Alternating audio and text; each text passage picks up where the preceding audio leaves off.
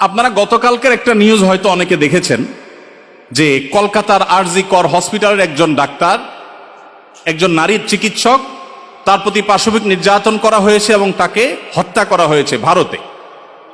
এটার প্রতিবাদে ঢাকা ইউনিভার্সিটিতে একটা আয়োজন হয়েছে 16 আগস্ট রাতে, এবং সেই আয়োজনে বর্তমান অন্তর্বর্তীকালীন সরকারের একজন উপদেষ্টা, সমাজ কল্যাণ উপদেষ্টা, তিনি উপস্থিত হয়েছেন। এস মুর্শিদ ওনার নাম। তিনি সেখানে উপস্থিত হয়ে তাদেরকে বলেছেন যে তোমরা কিছু দাবি দাওয়া পেশ করো, কিছু দাবি দাওয়া দাও তোমরা, যে দাবি দাওয়াগুলো বাস্তবায়নের জন্য আমরা ঝাঁপায়ে পড়ব।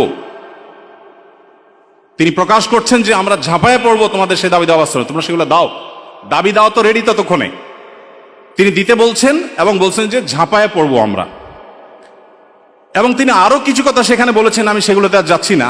তার পুরো কথার খোলাসা হলো যে পুরা তার কাছে যে সরকারি শক্তি আছে, তার পুরো ডিপার্টমেন্ট ঝাঁপায়ে পড়বে সেগুলো বাস্তবায়ন করবার জন্য। শুধু তাদেরকে উৎসাহ দিচ্ছেন, তিনি অনুপ্রাণিত করছেন যে তোমরা সেগুলো দাও। তারা দিয়েছে। তারা কি দিয়েছে? 13টা দফা বা দাবি দিয়েছে। এই 13টা দফা দাবির ভিতরে আমি যদি একটু পড়ে শোনাবার চেষ্টা করি, এর ভিতরে একটা দাবি ছিল 3 নম্বরের, সেটা হলো ধর্ম, গোত্র এবং বর্ণের ঊর্ধ্বে গিয়ে প্রতিটি লিঙ্গের মানুষের সম্পত্তিতে সমান অধিকার দিতে হবে। এটা আমাদের প্রচলিত আইন বিরুদ্ধ যেমন, তেমনি এদেশের সংখ্যাগরিষ্ঠ মানুষ মুসলমানদের কোরআনে কারিমের সুস্পষ্ট বিধানের হুবহু বিপরীত। এর আগে বিভিন্ন সরকার যেটা চেষ্টা করেছে, করতে পারে নাই। এখন বৈষম্য দূর করবার নাম দিয়ে কলকাতায় হয়েছে কি, আর তারা দাবি করছে কি? কলকাতায় হয়েছে, একজন নারী চিকিৎসক পাশবিক নির্যাতনের শিকার হয়েছেন, তাকে খুন করা হয়েছে। পৃথিবীতে মুসলমানরা নারীদের অধিকার নিয়ে যখন কথা বলেছে, তখন আজকালকার নারীবাদীদের জন্ম হয় নাই। মুহাম্মদ সাল্লাল্লাহু আলাইহি সাল্লাম যখন নারী অধিকার নিয়ে কথা বলেছেন, তখন এই নারীবাদীদের 14 গোষ্ঠীর কারোর জন্ম হয় নাই। যেখানে মেয়ে হিসেবে জন্মগ্রহণ করলে জীবন্ত পুঁতে ফেলা হতো, যেখানে মেয়ে হিসেবে জন্মগ্রহণ করা অপরাধ ছিল, সেই সমাজে নারীকে শুধুমাত্র মুক্তই করেননি নবী সাল্লাল্লাহু আলাইহি সাল্লাম, শুধুমাত্র মৃত্যুর হাত থেকে রক্ষাই করেননি, নারীকে আকাশের উচ্চতায় তুলে দিয়ে গেছেন। কোন বাবা মা যদি 2টি কন্যা সন্তানকে সঠিকভাবে যথাযথভাবে লালন পালন করে, তার জন্য জান্নাতের গ্যারান্টি দিয়েছেন। তার বিপরীতে 1 ডজন ছেলে সন্তান পালন করলেও এই সুসংবাদের কথা নবী সাল্লাল্লাহু আলাইহি সাল্লাম বলেন নাই। তো সেই মুসলমানদেরকে যদি নারীদের অধিকারের সবক শুনাতে আসা হয়, তো সেটা দুর্ভাগ্যজনক বিষয় ছাড়া কিছুই না। ভাইরা আমার, এখানে আপনারা দেখতে পাচ্ছেন হয়েছে একজন নারী চিকিৎসকের প্রতি জুলুম নির্যাতন, সেটার প্রতিবাদ হবে, কিভাবে তার জুলুম থেকে রক্ষা করা যায় সেটা বলা হবে। দাবি হচ্ছে কি দেখেন, প্রায় সবগুলো দাবি সম্পূর্ণ অপ্রাসঙ্গিক। তার মানে একটা সুনির্দিষ্ট এজেন্ডা বাস্তবায়ন করবার জন্য ইচ্ছাকৃতভাবে অপ্রাসঙ্গিকভাবে এই সমস্ত দাবিগুলো তারা তুলে আনছে। এর ভিতরে একটা হলো, দেখেন যেটা বললাম, ধর্ম, গোত্র, বর্ণের ঊর্ধ্বে উঠে, মানে কোরআনের বিধানকে সাইডে রেখে বাদ দিয়ে সকল লিঙ্গের মানুষের সম অধিকার। এখানে একটা জিনিস দেখেন, সকল লিঙ্গের মিনিংটা কি? সকল লিঙ্গ মানে কি? নারী পুরুষ? জি না। মূলত সমকামিতার কথা সরাসরি না বলে এই যে সকল লিঙ্গ, তারপরে যে আপনার জেন্ডার ডাইভার্সিটি, জেন্ডার বৈচিত্র্য, লিঙ্গ বৈচিত্র্য, এগুলো সবগুলোর মিনিং হলো যে এখানে তারা সমকামিতাকেও একটা লিঙ্গ হিসাবে, সমকামীদেরকে একটা লিঙ্গ হিসাবে, ট্রান্সজেন্ডারদেরকে একটা লিঙ্গ হিসাবে এখানে প্রবেশ করাচ্ছে, সরাসরি বলছে না। তো যাই হোক, এখানে কোরআন কারীমের আয়াতের বিধান থেকে আমাদেরকে, সারা দেশের মানুষকে সরে আসার জন্য আহ্বান করছেন। এই দেশে ছাত্ররা বৈষম্য বিরোধী, কোটা বিরোধী আন্দোলন করেছে কি কোরআন কারীমকে পরিবর্তন করবার জন্য? কোরআনের বিধানকে উল্টাবার জন্য মুসলমানরা রক্ত দিয়েছে? কিন্তু তারা তো সে দাবি করছে। আমাদের ছাত্রদের, আমাদের মুসলমানদের রক্তকে তারা কিসের বিনিময়ে বিক্রি করছে দেখেন। দ্বিতীয় দাবি দেখেন, ইউনিফর্ম ফ্যামিলি কোড চালু এবং তার বাস্তবায়ন করতে হবে। এটার সহজ কথা হলো যে মুসলিম পারিবারিক আইন যেটা আছে এটা তুলে দিতে হবে, এবং তারা যে সমাজ চায় সেই সমাজ সোজা কথা বাস্তবায়ন করতে হবে, যেটা এদেশের সংখ্যাগরিষ্ঠ মানুষের চিন্তা, দর্শন, মূল্যবোধের পরিপন্থী। 4 নম্বর, এটা 5 নম্বর দফা হলো এখানে সন্তানের অভিভাবকত্বের আইন পরিবর্তন করতে হবে, নারীকে সন্তানের অভিভাবকত্ব দিতে হবে। কোরআন পুরুষকে বাবাকে অভিভাবকত্বের দায়িত্ব দিয়েছে এবং সেটা আমাদের সমাজে প্রতিষ্ঠিত, এটা আমাদের সমাজের সংস্কৃতি, এটা এদেশের মানুষের আবহমানকাল থেকে আসা সংস্কৃতি, এটাকে পরিবর্তন করে ফেলতে হবে। দেখুন, এগুলো এতটা অপ্রাসঙ্গিক এই সমাজে যে এগুলো নিয়ে এদেশের মানুষের কোনো কনসার্ন নাই, কিন্তু তাদের কনসার্ন আছে। এরপরে দেখেন 5 নম্বর হলো সন্তানের অভিভাবকত্বের আইন পরিবর্তন। 7 নম্বর হলো নারী, আদিবাসী, প্রতিবন্ধী এবং ভিন্ন লৈঙ্গিক পরিচয়ের মানুষকে, দেখেন নারী আসছে, আদিবাসী আসছে, প্রতিবন্ধী আসছে, এরপরে আবার নারীর পরে আবার ভিন্ন লৈঙ্গিক পরিচয়ের মানুষ বলতে কি বোঝানো হয়? মহিলা ছাড়া ভিন্ন লিঙ্গ এর পরিচয় দেয় যারা, তারা কারা? ট্রান্সজেন্ডার, আরো সহজ করে বলতে গেলে সমকামী। কারণ একজন পুরুষ যখন নিজেকে নারী ঘোষণা করে তখন তিনি আরেকটা পুরুষের সাথে বিয়ে বসে, কারণ তিনি ঘোষণা করছেন নিজেকে নারী, এখন একটা পুরুষের সাথে বিয়ে বসেন। যখন একটা ছেলেকে বিয়ে করেন তিনি, তখন আগে থেকেই তো তিনি পুরুষ, এখন একটা ছেলেকে বিয়ে করলেন, তাহলে সমান সমান কি দাঁড়ালো? সমকামী। তো এই সমকামিতা এদেশে মানুষকে গিলানো সহজ হবে না, সেজন্য এই সমস্ত শব্দের মায়ের পেশ তারা দিচ্ছে। আপনি দেখেন প্রতিটা দফায় হয়েছে কলকাতায় কি, আর তারা দাবি করছে কি। তো এই যে ব্যাপারটা দেখেন, এখানে তারা বলছে যে নারী, আদিবাসী, প্রতিবন্ধী এবং ভিন্ন লৈঙ্গিক পরিচয়ের মানুষদের প্রতিনিধিত্বের জন্য যৌক্তিক অনুপাতে কোটা বরাদ্দ দিতে হবে। যে কোটা বিলুপ্তির জন্য এত কিছু, সেই ছাত্রদের করা সরকারের উপদেষ্টা এখন কোটা চাচ্ছেন সমকামীদের জন্য। বলেন,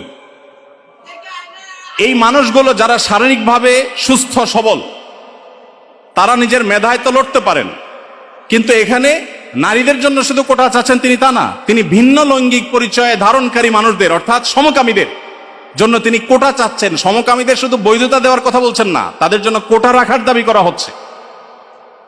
আচ্ছা দেখেন, এরপরে আমরা দেখতে পাচ্ছি যে 8 নম্বর যে দাবি, সে দাবিতে লেখা আছে যে বলা হয়েছে যে 1860 সালের গর্ভপাতের আইন বাতিল করতে হবে, নারীকে গর্ভপাতের পরিপূর্ণ স্বাধীনতা দিতে হবে। মানে জেনা ব্যভিচার হবে, অসামাজিক কার্যকলাপ হবে, মনে চাইলে গর্ভপাত করবে, এই বিষয়গুলো ইজি করে ফেলতে হবে, সোজা কথা। তো গর্ভপাতের মাধ্যমে যে ভ্রূণ হত্যা করা হয়, এটা কি হত্যা না? হত্যা না? তো মানবতার ধ্বজাধারীরা দাবি করছেন কিসের? যে একটা মানব ভ্রূণ হত্যা করার অনুমতি দিতে হবে, স্বাধীনতা দিতে হবে। এ দাবি করছেন কারা? মানবতার সবক দেয় যারা আমাদেরকে সকাল বিকাল, তারা। ভাইরা আমার, এরপর আপনি দেখেন কলকাতায় ঘটেছে কি, একজন নারী চিকিৎসকের উপরে জুলুম হয়েছে, আর তারা চাচ্ছে কি যে কোনো নারী যে কোনো জায়গায় গর্ভপাত করতে পারবে, পারমিশন চাচ্ছে। তার মানে যত রকমের অবৈধ সম্পর্ক আছে, জেনা ব্যভিচার আছে, এগুলো করে যাতে কারো টেনশন করতে না হয়, সে রাস্তা যাতে সুগম হয়, সেটা তারা চাচ্ছে। কলকাতা হয়েছে কি, আর তারা দাবি করছে কি? আচ্ছা, এরপরে দেখেন 9 নম্বর দাবি করেছে তারা, নারী এবং লৈঙ্গিক বৈচিত্র্যের মানুষের জন্য সমান কর্মসংস্থানের সুযোগ দিতে হবে এবং নিরাপদ কর্মসংস্থানের নিশ্চয়তা দিতে হবে। তার মানে নারী এবং লৈঙ্গিক বৈচিত্র্যের মানুষদের কথা বলা হচ্ছে এখানে। পুরুষ তো আছেই, মহিলা পুরুষের বাদে আবার বিভিন্ন লৈঙ্গিক পরিচয়ের ধারণকারী মানুষদের জন্য কর্মসংস্থানে বিশেষভাবে তাদের জন্য সুযোগ দিতে হবে, পরিবেশ করতে হবে। তার মানে কি, নারী পুরুষ ছাড়া কি আছে? ট্রান্সজেন্ডার বা সমকামী। যদি আপনি বলেন না আমি এখানে তৃতীয় লিঙ্গ বুঝেছি, তাহলে তৃতীয় লিঙ্গ বলতে আপনার সমস্যা কি? লৈঙ্গিক বৈচিত্র্য শব্দ বলতে কতগুলো অক্ষর ব্যবহার করতে হয়েছে, উচ্চারণ করাও তো একটু কঠিন। আপনি তৃতীয় লিঙ্গে বলতে সমস্যা কোথায়? হিজড়া বলতে যদি আপনি না চান, না বললেন। তৃতীয় লিঙ্গ তো আমাদের দেশের স্বীকৃত ভাষা, সংবিধানের ভাষা, তাহলে সেটা ব্যবহার করতে অসুবিধা কোথায়? তার মানে এটা তাদের উদ্দেশ্য না। আমি তো দায়িত্ব নিয়ে বলতে পারি এটা তাদের উদ্দেশ্য। তাদের উদ্দেশ্য হলো সমকামী বা ট্রান্সজেন্ডারদেরকে তারা সমাজে প্রতিষ্ঠা করবার অপচেষ্টায় লিপ্ত। ভাইরা আমার, এখনো দেশের কিছুই ঠিক হয় নাই, কত জটিল অবস্থা। এখনো পুলিশ ভালো করে তাদের কাজে যোগদান করতে পারেনি, এখনো স্থবিরতা আছে, স্টাবল হচ্ছে না। সবাই সর্বাত্মক সহায়তা করছে, আমরা সবাই সহায়তা করছি। এই শুরুতে এসেই দেখেন তারা একটা পর একটা দফা দিচ্ছে, এবং সেখানে এদের দফার সাথে দফা দেওয়ার জন্য, দাবি দেওয়ার জন্য উপদেষ্টা মহোদয় তাদেরকে বলছেন এবং বলছেন ঝাঁপিয়ে পড়বেন তিনি এই দাবিগুলো বাস্তবায়ন করবার জন্য। এরপরে 10 নম্বর দাবি দেখেন, প্রতিটি ভিন্ন ভিন্ন লৈঙ্গিক পরিচয়ের মানুষের রাষ্ট্রীয় পরিচয়পত্রে তার লৈঙ্গিক পরিচয়ের স্বীকৃতি থাকতে হবে। তার মানে পুরুষ, মহিলা, ট্রান্সজেন্ডার বা সমকামী এটা থাকতে হবে। পুরুষ মহিলা তো আছেই, তাহলে প্রতিটি লৈঙ্গিক পরিচয় ধারণকারী মানে কি বুঝাচ্ছেন আপনি? আপনি বলেন যে পুরুষ, মহিলা, হিজড়া বা তৃতীয় লিঙ্গ, এটা তো হয়ে যায়, কিন্তু প্রত্যেকটা মানে কি? প্রত্যেকটা লিঙ্গ পরিচয় ধারণকারী মানুষের মিনিং হলো এটা। বিগত আমলে আমাদের স্কুলে, এমনকি আলিয়া মাদ্রাসার পাঠ্যপুস্তকে যে পাতায় পাতায়, লাইনে লাইনে, পৃষ্ঠায় পৃষ্ঠায় যে সমকামিতার কুশিক্ষা, এই অপসংস্কৃতি এবং বস্তা পচা সস্তা এই চিন্তাধারা এবং বিকৃত ব্যবস্থাপনাকে যারা এই সমাজে পুশ করার চেষ্টা করছে, আমাদের সমাজে এর বাইরে হাজারটা বিষয় আছে, সেগুলো নিয়ে তাদের কোনো মাথা ব্যথা নেই। আবার সেই একই জিনিসের পদধ্বনি আমরা এখনই শুনতে পাচ্ছি। ভাইরা আমার, 11 নম্বর দাবি ছিল তাদের, সব ধরনের লৈঙ্গিক বৈষম্যকারী আইন বাতিল করতে হবে। সব ধরনের লৈঙ্গিক বৈষম্যকারী আইন বাতিল করতে হবে। ওই যে মেয়েদের, ছেলেদের মিরাসের যে আইন আছে সেটা বাতিল করতে হবে। তারপরে যায়া আপনার সমকামীদের বিরুদ্ধে আমাদের দেশে আইন রয়েছে, আপনারা জানেন, সমকামিতা লিপ্ত হলে 2 বছর কারাদণ্ডের কথা বলা আছে, সেগুলো বাতিল করতে হবে। এই যে দাবিগুলো আছে, আপনারা এবার মিলান যে কলকাতাতে একজন নারী চিকিৎসক, তিনি জুলুমের শিকার হয়েছেন, তার সেই জুলুমের বিরুদ্ধে সর্বকণ্ঠে আমরা শতকণ্ঠে প্রতিবাদ জানাবো, কিন্তু এখানে প্রতিবাদ জানাতে গিয়ে দাবি যেগুলো তোলা হচ্ছে সবগুলো হলো সমকামী এবং ট্রান্সজেন্ডারদের জন্য দাবি। এই যে ষড়যন্ত্র, এটা আমাদের দেশে নতুন না। যারাই যখন আসে, বিদেশিদের টাকা পয়সা ফান্ড পেয়ে তারা সেগুলোকে এই দেশে পুশ করার অপচেষ্টায় লিপ্ত থাকে। তারা জানে না এদেশের ওলামা একরাম তাদের শেষ রক্তবিন্দু থাকা পর্যন্ত এ সকল অনাচারের বিরুদ্ধে তারা কথা বলে যাবেন। এদেশের ওলামা একরাম, এদেশের দিনদার মানুষের কোনোদিন এটা বাস্তবায়ন হতে দিবে না।